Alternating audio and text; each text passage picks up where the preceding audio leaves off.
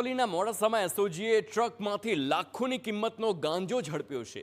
અરવલ્લીના મોડાસાની વાત કરીએ, નવી સિવિલ હોસ્પિટલ પાસેથી એસઓજીએ ટ્રકમાંથી ગાંજાનો જથ્થો ઝડપી પાડ્યો। રાજસ્થાનથી આવતી ટ્રકની તપાસ કરવામાં આવી તો એન્જિનના કવરમાં છુપાયેલો 9 કિલોથી વધુનો ગાંજાનો જથ્થો એસઓજીએ ઝડપ્યો છે અને તેની કિંમત 4,90,000 રૂપિયા છે।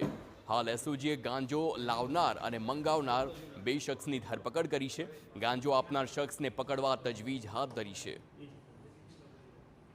એટલે એસઓજીની ટીમે ત્યાં ફરીથી વોચ ગોઠવી અને કારણ કે ઝાકીરે ગાંજો લેવા અમુક જગ્યાએ આવવાનો હતો મોડાસામાં જ, એને કારણે થઈ અને એને ઝાકીર જેવો આવ્યો હોય પિકઅપ ડાલુ લઈને એટલે તરત ઝાકીરને પણ પકડી લીધો છે।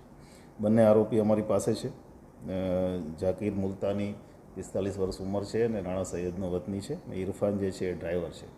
આ સિવાય આમાં કોઈ આરોપી છે કે કેમ અને આ પહેલાં અગાઉ ક્યારેય આ ટ્રીપ કરેલી છે કે શું એ બાબતની ઇન્ટ્રોગેશનની કાર્યવાહી અત્યારે ચાલુ છે। તો આ તરફ દેવભૂમિ દ્વારકામાં